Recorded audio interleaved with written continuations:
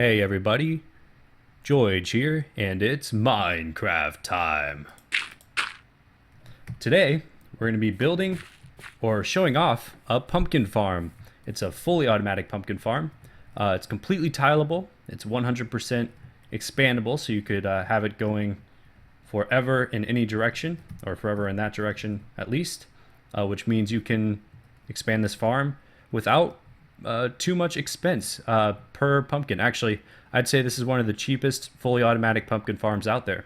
And that's because each pumpkin stem only requires um, one, one piston, one redstone once you get out into the tileable area, one piston, one redstone, and a couple tracks, a couple rails. It's actually very cheap of a farm. Let me show you sort of the idea of how it works. Or I'm going to show you the farm in action before I explain how to build it and how it works. So let's say you have a good harvest going here. You have all these pumpkins built up, and so they're all building up, they're all growing, and finally this stem grows here, and all of them get uh, broken by the pistons, and they get picked up by the minecart below. Now you'll see these blocks lying here because they're not being picked up by the minecart, and that's because we're facing the negative direction right now. And any block or the minecart, for some reason, minecart hoppers can't pick up blocks facing the negative direction.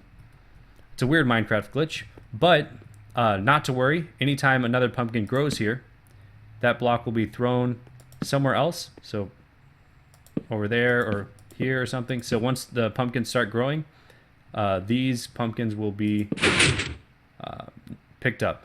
Another thing you could do to improve the efficiency is to just make the minecart also go under this block, and then it will pick up every single block there is on this farm.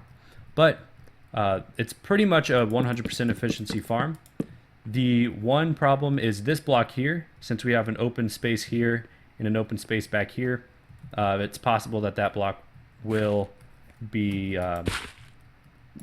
that pumpkin will be ejected somewhere other than where it needs to be picked up by the minecart. So, but for the most part, this is a completely efficient farm, and you will get most of your pumpkins back after this one block here. Now let me show you sort of the principle behind how it works.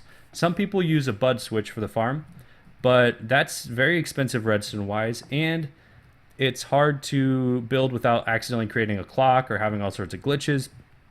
Instead, I am just building a small redstone circuit here, and the pumpkin that grows completes the circuit and makes the farm go off. So let me show you the principle behind that.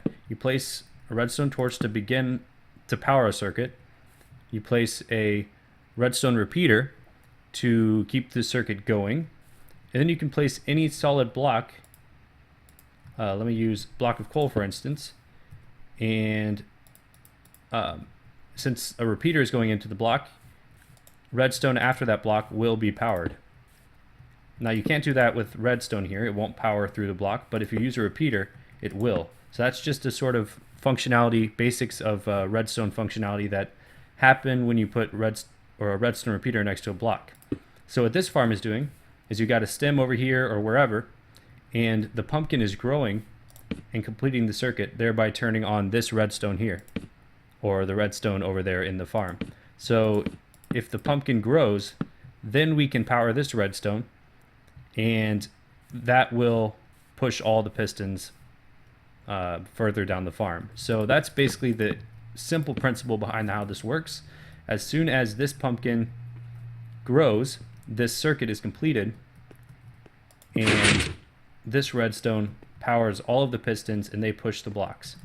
So that's essentially how it works. And then those pumpkins get picked up by a hopper minecart down here. Let me show you how that works a little bit. You've just got a hopper minecart going around in circles, and you can put as many of those as you want in here, and then you could either line hoppers below the tracks, or you could make an unloading station, which just do a simple YouTube search for minecart hopper unloading station, and you will be golden, because I figured you could find that in another video, and I'll probably just be copying someone else's design for my unloading station as well. So you could just find, just YouTube that, and I know there are some really good designs out there for minecart unloading stations, which will automatically unload your pumpkins into a chest. But for now, we have this minecart picking up all the pumpkins, and that works because there is a feature. It's been in the game long enough that it's not a glitch. It's definitely a feature that minecarts can, or minecart hoppers can pick up items through blocks.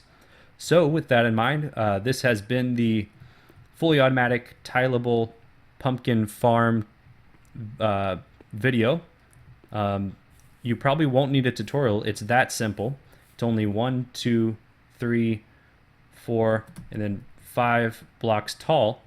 And for the most of the farm, it's only 1, 2, 3, 4 blocks wide. So if you build this underground, you won't need this layer here because the water will just go against the wall. And this layer is for your for the bud switch here. You won't need that farther down the farm. So for most of the farm, it's only 5 by 4, but it's also, if you include this part over here, then it's 5 by 5. So it's a very small, compact farm, very cheap compared to most farms. And let me show you something real quick before we conclude the video. If you were to extend this farm past, let's say 16 pumpkins long, like this, let's say you made more sections here, more pumpkin sections there, you would need to put a redstone repeater, but that does not break the farm. So let's say I have the redstone repeater here, or in most cases it'd be down here somewhere. It doesn't break the farm. In fact, this block will still be broken. The piston here will still push out, even though it's a repeater on top of it instead of a redstone dust. Let me show you that. See, all the pumpkins still get broken. So it's fully expandable up to infinity blocks away.